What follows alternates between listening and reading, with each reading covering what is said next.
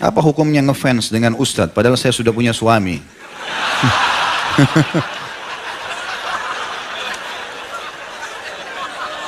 Ini perlu dirincikan, ngefans apa dulu?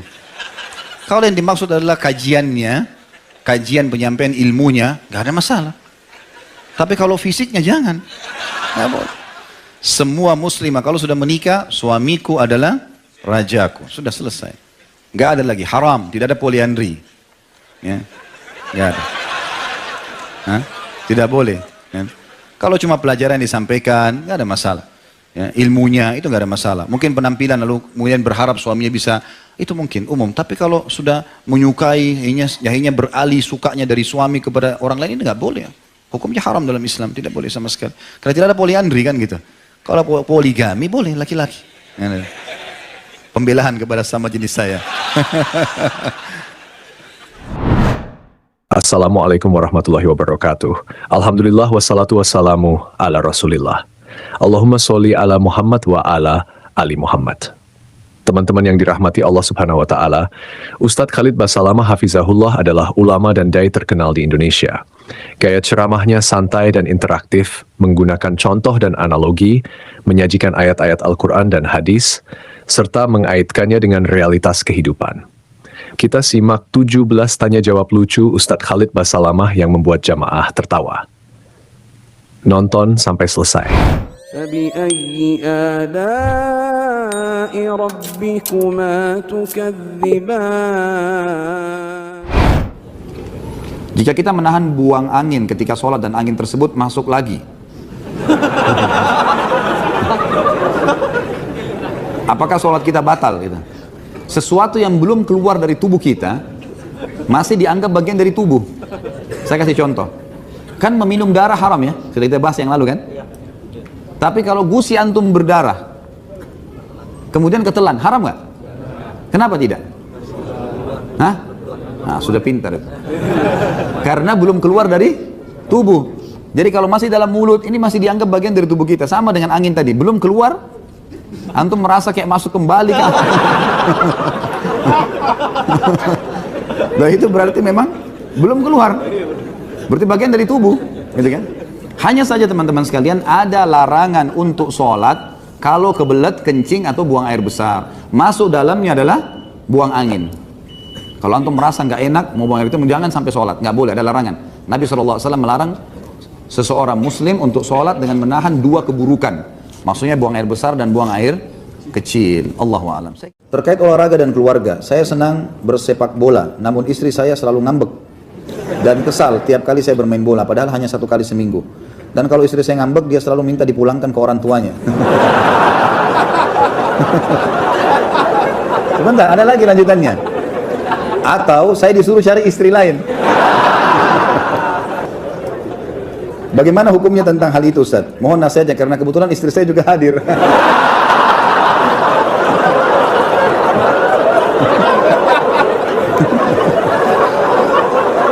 La haula. Tapi kalau yang kedua mungkin senang suaminya. Suruh cari istri lain gitu. Kira-kira kalau tiba-tiba suaminya nikah lagi gimana nih? Akhirnya dia bilang, coba dari dulu saya suruh main bola saja. Bagi supir bus antar kota saat puasa dan sholat, apakah mendapat keringanan hukum seperti musafir? Doakan supaya saya dimudahkan jodohnya.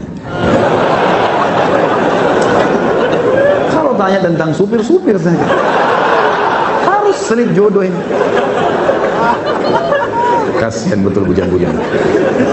Baiklah, mudah-mudahan menikah cepat. Aminnya masya Allah. Kalau seseorang itu sudah rutin menjadi sebuah kebiasaannya, dia bukan musafir lagi sebenarnya. Hari ini berangkat, besok berangkat, bolak-balik, itu sudah bukan musafir dia. Karena jalur rutinnya dianggap sudah tidak safar lagi. Sama dengan dia mukim di antara dua perjalanan itu, ya. Jadi sebaiknya dia sudah tidak mengambil hukum musafir.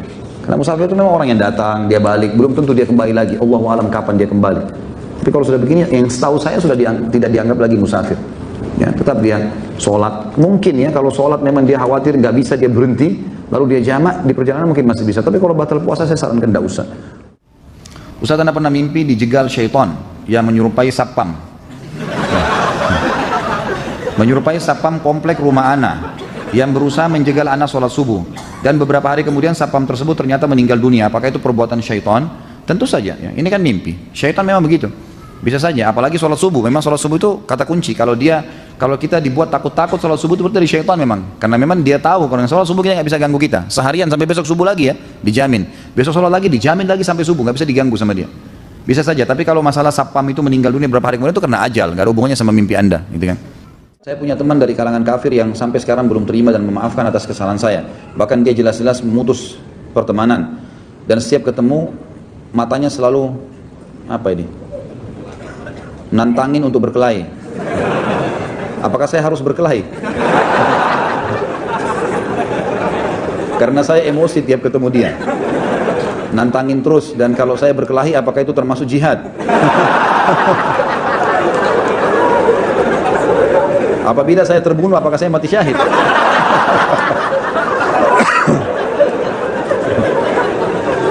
Untung bertanya ini. Kalau dia nggak tanya bisa bahaya. Atau salah orang dia bertanya betul-betul besok dibunuh sih. Baik teman-teman sekalian.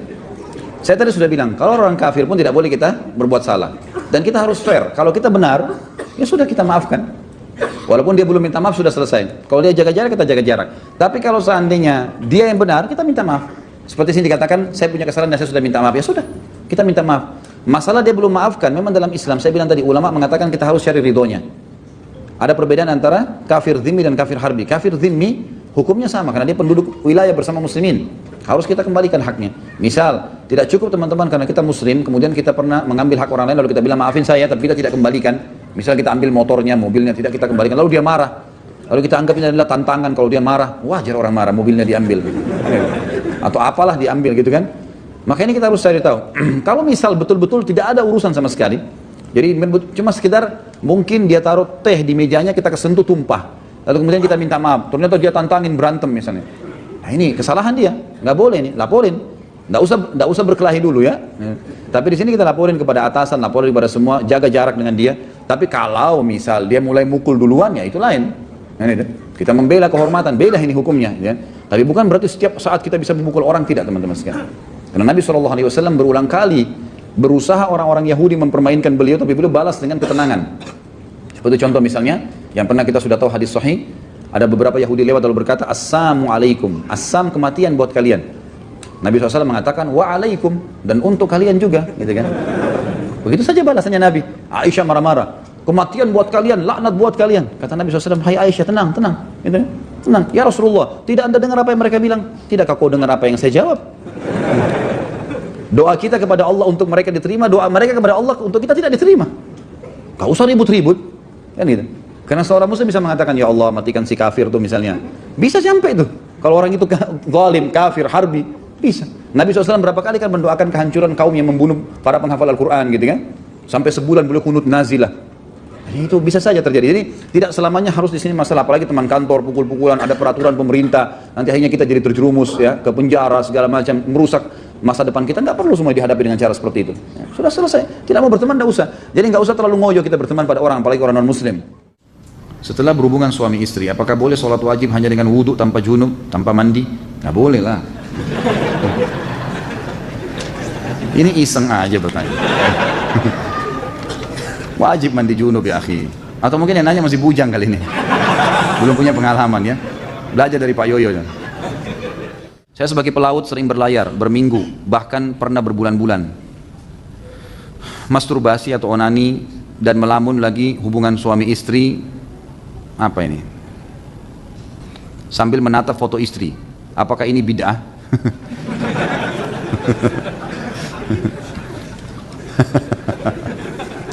Jazakallah khair, pertanyaannya membuat orang tertawa di malam hari ini. Jadi teman-teman sekalian, onani haram, nggak boleh dalam Islam. Sama memuaskan diri dengan cara pribadi begitu nggak boleh dalam Islam. Caranya bagaimana supaya tidak terjadi? Jauhkan semua fasilitas yang bisa mengundang syahwat, nggak boleh, gitu kan? Tapi kalau terjadi seseorang telepon istrinya dari jarak jauh, lalu kangen-kangenan, rindu, kemudian dia mungkin ya istrinya mengucapkan kata-kata sampai dia klimaks, nggak apa-apa itu halal, nggak masalah. Tapi jangan lakukan hal-hal yang tidak benar. Teleponnya diciumin lah, apalah. Itu bukan istrinya, itu telepon, apa mau dicium gitu. Jadi jangan aneh-aneh, tinggalkan fasilitas-fasilitas ini, gitu kan. Caranya tinggalkan hal-hal yang berbau. Kalau memang istri lagi telepon, ya ucapin sayang, mungkin rindu iya, tapi jangan ke hal-hal yang tidak baik. Insya Allah kalau antum sibukkan diri dengan ibadah, maka aman gitu. Onani ini dibolehkan kalau istri yang melakukan pada suami, karena masuk dalam firman Allah Subhanahu wa taala yang berbunyi a'udzubillahi minasyaitonir rajim, nisa'ukum harthun lakum fa'tu harthakum anna syi'tum wa qaddimu li anfusikum. Artinya, perempuan itu istri kalian adalah ladang buat kalian. Maka datangi ladang kalian semau kalian. Boleh. Selama bukan dubur, tidak digauli di duburnya, tidak digauli haid dan nifas, boleh, gitu kan? Dan dahulukan diri kalian. Jadi ini ulama rincikan sebab turunnya ayat ini adalah masyarakat Mekah terbiasa menggauli istri dengan menunggingkan istrinya. Waktu sahabat-sahabat hijrah ke Madinah dari Mekah, muhajirin, wanita Madinah terbiasa digauli dengan suaminya sementara mereka tidur dan suaminya dari atas. Maka si laki-laki ini, muhajir ini nikah sama wanita Ansar. Waktu wanita Ansar mau digaulin dengan cara orang Mekah, nggak mau, nolak. Laporlah kepada Nabi SAW, ya Rasulullah begini kejadiannya. Maka turun firman Allah tadi, wanita adalah ladang kalian, gaulilah seperti yang kalian inginkan dan dahulukan diri kalian. Jadi ibu-ibu tentunya harus bisa memahami juga ayat ini. Kalau suaminya pengen gaya tertentu itu nggak apa-apa. Asal jangan hal-hal yang haram, seperti dubur nggak boleh, gitu kan? Nggak boleh. Dan boleh mendahulukan diri sendiri dalam arti kata, boleh membahasakan kepada pasangan, saya mau begini, saya mau begitu, nggak ada masalah. Yang diharamkan saja yang ditinggalkan, yang tidak, yang boleh maka boleh dilakukan, gitu kan?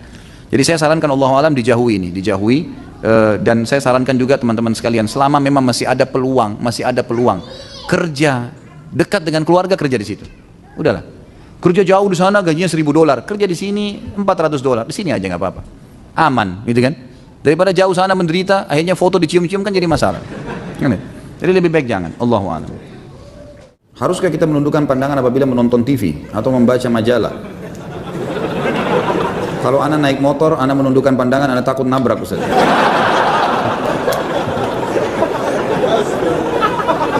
Ini nggak tahu, memang nggak paham bertanya atau iseng bertanya. Ya akhi, kalau lagi naik motor lihat jalanan. Ya lihat setir, tabraklah. Saya juga naik motor gitu kan. Artinya menurunkan pandangan dari yang dilarang, kan gitu. Menurunkan pandangan, lihat lawan jenis, itu dinurunkan pandangan. Tapi kalau lihat jalanan, lihat pohon, lihat isyarat lampu merah, ya jangan turunkan pandangan. Apa hubungannya? Ya? Menundukkan pandangan dari yang diharamkan saja, gitu kan? Kalau yang diharamkan makanan, minuman, kalau semua antum tunduk, minum pun tunduk, gimana caranya? Nggak mungkin. Makanya saya bilang ini nggak ngerti benar-benar atau ada melihat majalah, ada gambar lawan jenis, langkahilah. Nggak perlu gitu. Sebagian ulama di Saudi misalnya, yang saya tahu dari mereka, itu kalau mereka melihat memang harus pun ada majalah, mereka lihat, kemudian ada sesuatu yang memang senonoh lah, tidak layak dilihat, maka mereka kalaupun itu ada di tempatnya, maka dihapus dengan spidol, mereka coret, atau memang mereka tidak perlu baca lembarannya, dilangkain selesai, gitu kan? Atau memang kalau tidak ada hajat, nggak usah dilihat sama sekali, lebih penting begitu. Bagaimana dengan nonton TV misalnya? Tergantung apa yang dilihat di sini. Ulama mengatakan ada hal-hal yang tidak termasuk dalam hal yang dilarang, seperti masalah majelis ilmu. Karena orang kalau ceramah dilihat, orang mau tahu orangnya, maksudnya dia ngomong apa, orang tahu. Di zaman Nabi SAW, Nabi SAW pernah membaiat para wanita, sahabiat, agar mereka tidak melakukan perbuatan-perbuatan zina dan seterusnya. Itu di hadapan Nabi SAW. Mereka duduk. Terjadi pada pembebasan kota Mekah, terjadi pada beberapa titik lah ya, beberapa kejadian. Maka Nabi SAW mengisi pengajian dan memang dilihat gitu. Sesuatu yang terjadi gitu, umum. Di kancah peperangan, Nabi SAW sering kali membawa tidak pernah kurang dari 20-30 orang sahabiat di setiap peperangan. Dan ada satu orang wanita namanya kalau tidak salah Rufaidah. Rufaidah ini salah satu perawat dikenal sekali di Madinah. Jadi kalau ada laki-laki pun sakit dirawat oleh perempuan ini. Jadi mereka mengobati luka-luka para mujahidin. Nah ini keadaan-keadaan diistifnakan namanya, dikecualikan. Karena memang Nabi SAW membolehkan itu. Dalam majelis ilmu atau dalam pengobatan itu lain. Sekarang ada perempuan mau melahirkan, tidak ada dokter kecuali laki-laki. Maka laki-laki itu harus membantu dia melahirkan. Dia harus lihat auratnya. Itu darurat, pengobatan. Beda hukumnya, gitu kan? Beda, ini beda. Kalau ada perempuan, alhamdulillah lebih baik. Tapi kalau nggak ada, gimana caranya? Ini sudah fatwa umumnya ulama, gitu kan? Jadi memang ada keadaan-keadaan tertentu yang tidak boleh khalwat berdua, itu lain. Sekarang ada ustadz duduk berdua sama satu orang jamaahnya perempuan. Konsultasi nggak boleh. Kalau bukan tempat umum boleh. Kalau berdua nggak boleh. Kalau umum misalnya terus ada orang bertanya begini, itu lain. Hukumnya masih umum. Tapi kalau khalwat berdua haram, nggak boleh. Jelas. Jadi ini ada pengecualian seperti itu. Ya, sama halnya kalau di TV orang lagi ceramah kita tonton, yaitu nonton ceramah, gitu kan? Itu adalah insya Allah baik dan juga dijaga. Kalau kita merasa memang melihat itu adalah bisa merusak hati kita, jangan dilihat. Gitu. Dengar cukup dengar, gitu kan? Itu sudah cukup. Bagaimana bunuh diri karena cinta? Apakah arwahnya akan gentayangan tergantung di antara langit dan bumi karena belum ajalnya jadi langit tidak mau menerima, bumi pun enggan? Apakah orang yang bunuh diri di dunia maka takdirnya yang ditulis di Lauhul Mahfuz dia akan bunuh diri? Ini bunuh diri itu tidak boleh, haram dalam agama. Dan ada babnya sendiri, nanti kita bahas, jangan terburu-buru. Apapun alasannya nggak boleh bunuh diri. Tidak ada, kalau bunuh diri, kalau tadi membunuh masih ada celah-celahnya. Tapi kalau bunuh diri nggak boleh, sama sekali mutlak nggak boleh. Itu dosa besar. Alasannya apapun, apalagi kalau kena cinta. Apa cinta, mau bunuh diri gara-gara cinta? Saya gila kalau tidak nikah sama orang itu, akhirnya bunuh diri. Kenapa? Gila bener nanti. Memang cuma dia laki-laki, memang cuma dia perempuan, banyak, gitu kan? Banyak. Dan bukan cuma 1-2 suku, ada ratusan suku di muka bumi ini. Ardunya buminya Allah luas. Kenapa harus bunuh diri gara-gara cinta? Ini karena tidak ada punya iman ini. Imannya nggak ada. Ada memang hadis yang berbunyi, ruh seorang mukmin akan bergantung antara langit dan bumi kalau utangnya masih belum dilunasi. Itu memang benar. Tapi itu kalau utang, bukan masalah dia bunuh diri. Kalau bunuh diri ya sudah tetap disiksa oleh Allah Subhanahu wa taala di kuburan karena dia melakukan dosa besar, gitu kan? Dan tidak ada namanya ruh gentayangan. Sudah kita jelaskan masalah ini. Nggak ada ruh gentayangan, nggak ada ceritanya kuburan terbuka pocong keluar, nggak ada ceritanya tangan tarik-tarik orang dari kloset, itu tuh dusta semua, nggak ada. Itu cuma sinetron film tuh yang dibuat-buat. Jadi itu semua tidak benar, tidak ada dalam Islam. Orang kalau masuk kuburan, taman dari taman surga atau lubang dari lubang neraka, nggak ada yang lain. Nggak mungkin terjadi dia gentayangan ganggu orang lain. Jadi itu tidak mungkin ya, itu tidak terjadi. Bagaimana cara menasihati kakak yang jika diajak sholat berjamaah di masjid mengatakan aku nggak mau kelihatan riya karena sholat dilihat orang. Yang penting kan sudah sholat di rumah, nggak perlu dilihat orang. Inilah waswas syaitan. Harus dilawan, gimana caranya? Perintah Allah dan Rasulnya begitu? Ini waswas syaitan ini, nggak boleh. Tapi jika kira ada tahlilan berjamaah, beliau datang dengan mengatakan kita ini hidup bermasyarakat, nggak bisa hidup sendiri. Kalau kita mati siapa yang mau ngubur kalau bukan tetangga, gitu kan? Ini waswas syaitan luar biasa, ini permainan syaitan ke dia. Sampaikan apa adanya, tugas Anda sampaikan saja. Selebihnya doakan, kita nggak bisa mengubah orang itu. Apakah termasuk sihir orang yang mencari pesugihan dengan memelihara tuyul dan babi ngepet? Sebenarnya ada nggak si Ato? Ya, hanya cerita sinetron saja. Allahu alam, saya tidak pernah berinteraksi sama tuyul dan babi ngepet ini. Tapi semua bisa terjadi. Namanya kuntilanak lah, apalah, pocong lah, semua itu istilah. Istilah bagi syaitan-syaitan yang dipakai oleh dukun-dukun. Di Indonesia, mungkin di negara Arab ada lagi istilah yang lain ya. Kenapa hanya ada di Indonesia ya? Mungkin karena itu bahasa kita. Itulah yang diwaris-wariskan satu sama yang lain. Kaifa haluka Ustaz Khalid? Alhamdulillah baik. Lama tak jumpa Ustaz, 2 minggu serasa 2 tahun. Rasanya kangen kalau nggak dengar tausiah Ustaz Khalid. Dengarin di YouTube udah berkali-kali nggak bosan-bosan. Sampai istri saya gerak karena yang didengar masalah poligami. Ceramah saya itu ada 300 judul. Poligami itu belum pernah judul khusus ya, cuma pertanyaan. Kenapa antum dengar yang itu? Gitu. Kan masih banyak yang lain gitu. Emang sengaja cari gara-gara kan gitu. Anda mau nanya, apakah ain bisa mengena ke barang atau hanya orang saja? Bisa ke barang. Bahkan di Saudi itu saya dengarkan dari para masyayikh, dari para ulama-ulama kita tuh bisa sampai merusak kendaraan. Ada mobil baru lewat, oh baru ya, bagus ya, itu bisa tabrakan gitu. Makanya harus hati-hati. Caranya diobati dengan selalu mengucapkan Masya Allah, Tabarakallah. Nah kalau di Saudi itu sudah menjadi tradisi orang karena mereka faham sekali. Dan ada hadis Nabi, hati-hati teman-teman. Bunyinya gini, kata Nabi SAW, mayoritas umatku mati penyebabnya ain. Penyebabnya ain. Justru karena hasutnya orang. Jadi rumah tangganya orang bisa pecah, usahanya bisa bangkrut, badannya bisa sakit, itu karena ain. Dan obatnya sederhana. Obatnya setiap orang puji, kita mengatakan Masya Allah, Tabarakallah. Selalu begitu. Atau kalau kita memuji, kita juga mengucapkan. Walaupun antum tidak punya penyakit ain, tetap harus hati-hati. Setiap muji anak, muji istri, muji suami, muji kendaraan sendiri, Masya Allah, biasakan. Kalau di Saudi itu ditempel stiker tuh, Masya Allah, Tabarakallah, di mobil. Jadi orang begitu lihat mobilnya baca itu dulu, gitu kan. Di rumah juga begitu. Kalau kita masuk ke rumah-rumah yang bagus di Saudi itu pasti ditulis di depan pintu gerbangnya Masya Allah, ukirannya itu. Ukirannya itu. Kalau kita kan banyak ayat kursi, banyak Allah dan Muhammad. Kalau di sana memang tulisan itu dan memang itu perlu disosialisasikan, dibiasakan ya, karena memang itu caranya. Anak-anak kita baru lahir ada yang datang lucu ya, Masya Allah. Kita yang bilang, oh rumah kamu bagus ya, Masya Allah. Kita selalu bilang Masya Allah. Itu usahakan di lidah kita. Dulu saya suka nyanyi goyang dumang yang ditampilkan oleh artis Cita-Cita atau apa ini. Sehingga kadang saya pengen menghadiri konsernya. Hampir-hampir saja saya menjadi fans Cita-Cita tadi itu ya. Tapi saya kembali menyadari kalau apa yang ingin saya lakukan adalah perbuatan yang tidak terpuji. Kemudian saya mulai punya inisiatif yang menurut saya positif, yaitu daripada saya mendengarkan lagu dan goyangan tadi, cita-cita itu, lebih baik saya meminta istri saya bernyanyi dan bergoyang. Ya, seperti cita-cita tadi. Untuk saya, tanpa dibarengan musik, karena kebetulan istri saya dahulu pandai bernyanyi dan bergoyang. Apakah inisiatif saya ini diperbolehkan dalam ajaran Islam? Boleh sekali, nggak masalah. Boleh, tidak ada masalah. Pak Yoyo mau praktek ya? Boleh nggak? Jadi hukumnya boleh suami dinyanyikan oleh istrinya, boleh, boleh, kan gitu. Dengan kata-kata cinta, lantunan syair itu boleh, nggak ada masalah.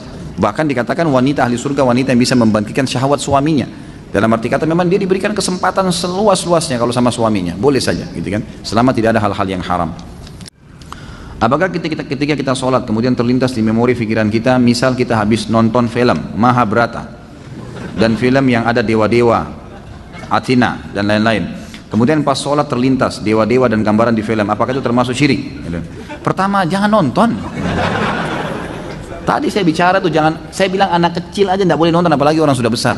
Ngapain mau ditipu dengan cerita kosong? Itu bohong, dusta, gitu. Dusta semua itu, jangan dinonton. Akhirnya kan lihat efeknya apa yang syaitan lakukan, dimunculkan dewa-dewa itu. Jadi nggak ingat Allah SWT. Itu bukan syirik tapi dosa. Tak, kalau syirik, kalau anda bilang oh ini Tuhan saya, pas muncul gambarnya dia, anda bilang ini Tuhan saya, nah itu baru syirik, itu nggak boleh, gitu kan? Apakah sholatnya harus diulang? Padahal kita nggak ada niat untuk berpikir ke sana, namun pikiran akal kita menyimpan memori tersebut. Ya tentu saja tidak diulang, nah, kecuali kalau memang kita sudah sampai hal-hal yang membatalkan sholat, seperti misal syirik gitu ya, menganggapnya oh ini berarti ini Tuhan saya nih, kita iakan terbawa dalam pikiran, itu baru. Karena tidak boleh mengulangi sholat tanpa ada udzur syar'i. Udzur syar'i itu batal wudunya, belum masuk waktu baru ketahuan, salah menghadap kiblat, nah itu mungkin. Apa benar hadis yang berbunyi barang siapa yang melakukan hubungan suami istri di malam Jumat, Kamis malam, maka pahalanya sama dengan membunuh 100 Yahudi? Ini dari mana hadisnya? Hah? Ini hadis maudhu, dusta, nggak pernah ada. Sudah kalau mau berhubungan aja, nggak usah bawa hadis. Apalagi 100 Yahudi. Ini siapa yang iseng bertanya nih? Kalau mau bunuh Yahudi yang benar datang ke Palestina, nah, itu baru benar. Apakah Ustaz Khalid keturunan orang Arab? Nah. Banyak teman anak keturunan Arab di Indonesia, jika ditanya dalam hal pernikahan, mereka mengatakan tidak boleh menikah dengan selain keturunan Arab, misal dengan pribumi dan lainnya, dan harus menikah dengan keturunan Arab juga dengan alasan agar keturunannya atau marga Arabnya tidak hilang atau terputus. Apakah benar demikian adatnya? Jika demikian, anak orang pribumi tidak mungkin mendapatkan kesempatan mendapatkan orang keturunan Arab. Ini orang baru ikut pengajian apa? Karena wanita keturunan Arab biasanya cantik-cantik. Lanjutnya saya nggak usah baca ya. Ini dan kalau laki-laki tampan seperti Ustadz katanya. Ini saya nggak tambah ya. Ada keturunan memang. Ya, kakek-kakek saya dari turunan Yaman. Tapi saya sudah pernah bilang teman-teman sekalian, semua ini marga-marga, suku-suku, bahasa, warna kulit, paras wajah, semua ini adalah variasi kehidupan yang Allah buat. Kita semua dari Adam dan Hawa, gitu kan? Semua dari Adam, tidak ada yang keluar dari Adam dan Hawa. Cuman Allah dengan kemahakuasaannya menunjukkan kebesarannya. Lalu kemudian Allah yang menamakan ini dengan suku-suku tertentu. Itu dulu yang pertama. Dan dalam Islam tidak ada rasisme. Nggak ada dalam Islam, saya Arab, saya Indonesia, saya bule, saya ini, tidak ada dalam Islam semua itu. Karena kata Nabi SAW, la farqa baina Arabin wa ajamin illa bittaqwa. Nggak ada perbedaan antara Arab dan orang ajam selain Arab kecuali dengan ketakwaan. Tidak ada sama sekali, itu memang sudah jelas satu. Jadi itu asasnya, kita muslim tidak ada bedanya. Dan sudah cukup kalau masuk dalam saf sholat, mau orang Arab, mau orang bule, mau orang Afrika, sama semua masuk saf, gitu kan. Nggak ada bedanya, jenjang sosial, yang ekonominya sama. Dan saya sudah pernah sampaikan teman-teman sekalian, hati-hati dengan fanatisme rasisme ini ya, itu nggak boleh sama sekali. Jadi misalnya hadis yang pernah saya sampaikan bahwasanya ada orang-orang dari Ansar ya, dari Muhajirin, dari orang-orang Ansar, dari satu orang Ansar bercanda. Ini sama-sama turunan Arab dari sahabat Nabi di Madinah waktu Nabi SAW masih hidup. Orang Ansar ini keluar dari masjid habis sholat asar lalu bercanda sama teman-temannya semua, ada Muhajir, ada orang Ansar. Dia bilang, hai orang-orang Ansar kesini yuk kumpul-kumpul. Muhajirin nggak boleh ikut ya. Kalau kita mungkin, ini orang Betawi kumpul sini, sana orang Jawa nggak boleh ikut. Misal contoh, bercanda. Nah orang-orang Muhajir ini juga dengar teman-temannya orang Ansar bercanda, dia juga bercanda. Ayo Muhajir kesini yuk, Ansar nggak boleh ikut-ikut ya, gitu. Sambil ketawa-ketawa mereka gitu. Subhanallah, dengan hikmah Allah Nabi SAW pas keluar dengar itu. Dikatakan dalam hadis Bukhari, raut wajah beliau berubah. Lalu beliau mengatakan, da'ha fa innaha mumtinah. Segera berhentikan ini karena ini penghancuran, gitu kan? Dalam hadis yang lain dikatakan, tinggalkanlah karena ini yang membinasakan kalian. Nggak ada dalam Islam itu. Gitu kan? Ini penting. Termasuk di dalamnya masalah pergaulan, pertemanan, patokannya ketakwaan, pernikahan, semua itu. Cuma memang dalam Islam, khusus masalah pernikahan, kita tidak dipaksa, gitu kan? Boleh menikah dengan siapa saja. Tetapi ada anjuran dalam Islam untuk menikah dengan sepadan namanya. Sepadan itu sekufu. Kufu itu bisa masuk juga maknanya sama makanannya, sama bahasanya, ya gitu. Sama postur tubuhnya, ya, mendekati warna kulitnya. Itu semuanya itu namanya kufu. Kata Nabi SAW begini, wa ankihul akfa aminkum, menikahlah dan terimalah lamaran orang yang sepadan dengan kalian. Sepadan ini maknanya luas ya, maknanya luas. Saya pernah berikan contoh waktu saya ceramah di Makassar. Ada kurang lebih pertanyaan, bagaimana kalau kami orang Bugis atau orang Makassar ini menikah dengan orang Jawa, Ustaz? Sama-sama Muslim, sama-sama Indonesia, tapi tradisi kami berbeda, gitu kan? Tradisi teman-teman di Jawa lain, teman-teman di Sulawesi lain. Ini dalam Islam dibolehin enggak nih? Kalau kami nggak mau nikah sama orang Jawa? Saya jawab, itu boleh dalam Islam. Kalau kita khawatir ada perselisihan yang akan terjadi, karena beda tradisi, walaupun kita disatukan di bawah naungan Islam. Tapi boleh kalau mau nikah. Boleh tidak menikah? Boleh menikah. Itu hak mereka memilih. Masalah dia nanti menikah, boleh. Tapi ingat, menikah dengan orang yang berbeda tidak sekufu dengan kita. Misal, orang Indonesia nikah sama orang bule. Ini hidup di alam mana, makanannya lain, cuaca biasa negaranya berbeda, kemudian kita juga terbiasa dengan makanan, terbiasa dengan pakaian dan seterusnya, lalu menikah. Bolehkah sama-sama Muslim? Boleh. Tapi ingat, kita harus butuh ekstra, ada ekstra adaptasi, kan? Harus adaptasi dengan makanannya, dengan kebiasaan keluarganya, hal-hal yang mubah dalam Islam, maka itu harus ada adaptasi. Kalau bisa silahkan, gitu kan? Kalau tidak, maka lebih aman orang yang sepadan. Tapi boleh, bukan tidak boleh. Kita lihat Nabi SAW waktu di zaman beliau itu ekspansi Islam sudah ada ya. Tapi rata-rata istri beliau dari orang-orang Arab di Madinah dan di Mekah, gitu kan? Ada Maria Kipti dari Mesir, tapi satu orang itu. Artinya boleh, bukan tidak boleh. Tetapi berarti kita harus punya ekstra. Ini kalau memang berbeda sama sekali ya. Lain kalau kayak misalnya dibahasakan tadi sama akh yang bertanya. Ada turunan Arab kayak saya dan teman-teman yang lain, sudah tinggal di Indonesia. Sudah sebahasa, sudah sama-sama sama cuacanya, sama keadaannya. Maka tidak ada masalah. Dan orang-orang yang fanatisme seperti ini sebenarnya tidak benar, gitu kan? Mengatakan kami turunan Arab tidak boleh nikah kecuali dengan orang Arab, itu pemahaman agama nggak benar. Bilal radhiyallahu anhu dinikahkan oleh Nabi SAW dengan Zainab, gitu kan? Salah satu wanita yang terkenal dari orang Mekah, tuan istrinya Bilal itu. Dulu bisa membeli Bilal di zaman jahiliyah. Zaid bin Harithah dinikahkan juga dengan Zainab yang lain, juga ada wanita namanya Zainab. Dua-dua wanita terkenal. Orang-orang dari muhajirin yang terkenal di Mekah. Jadi kayak istri wanita pejabat, tapi dinikahkan oleh Nabi SAW. Karena dianggap mereka akhirnya sudah kufu masuk ke Islam, sudah sama-sama tinggal di Madinah, sudah saling mengerti, gak ada masalah. Jadi fanatisme sepertinya tidak benar, gitu kan? Tapi jangan juga kita menggunakan bahasa-bahasa yang tidak santun. Misal begini, mentang-mentang saya bukan orang Arab, kamu nggak mau. Itu nggak boleh ya. Mentang-mentang saya bukan orang Jawa, kamu nggak mau. Jadi kita seperti menjatuhkan dia, seakan-akan harus kamu terima. Belum tentu kan gitu. Karena bisa saja kita juga nanti tidak sekufu. Nanti gini, ada orang, saya kasih contoh yang lain, ada orang sekolahnya terlalu tinggi, si laki-laki atau si perempuan, menikah dengan orang yang tidak berpendidikan misalnya. Dan ini nanti mungkin bisa masuk tapi harus ekstra adaptasi. Karena retorika bahasa berbeda, ini berbeda memang nggak bisa gitu kan. Maka akan sulit. Ada, bisa, tapi adaptasi ekstra. Beda dengan orang kalau sudah satu bahasa, dari satu kampung, sama makanannya, kita sebutin makanan apa dia sudah paham. Ya, udah langsung tahu, kan berbeda, ini sudah lebih paham, ini kan lebih enak masuknya, tapi tetap boleh, bukan tidak boleh. Dan saya bilang, teman-teman saudara, turunan Arab atau turunan yang lain, seperti ini fanatisme nggak boleh dalam Islam, tidak boleh. Tapi kalau ada orang melamar, dia lihat, takut anaknya nggak sekufu, dia punya hak untuk itu. Misal orang ini memang terlalu jauh, tidak mengerti sama sekali keadaan keluarga itu, boleh. Dari manapun dia punya hak untuk itu. Dan ini mesti difahamin. Allahu a'lam. Teman-teman yang dirahmati Allah Subhanahu wa taala, Masya Allah, karakteristik ceramah Ustadz Khalid Basalamah Hafizahullah berfokus pada akhlak dan moral, menggunakan bahasa sederhana, menekankan keimanan dan ketakwaan, serta menggabungkan pengetahuan agama dengan realitas kehidupan. Gaya ceramahnya santai dan interaktif, menggunakan contoh dan analogi, menyajikan ayat-ayat Al-Quran dan hadis, serta mengajak pendengar untuk introspeksi diri. Demikian video yang kita dapat bagikan kali ini, semoga bisa memberikan pencerahan bagi kita semua. Mohon maaf jika ada kekurangan. Barakallahu fikum. Assalamualaikum warahmatullahi wabarakatuh.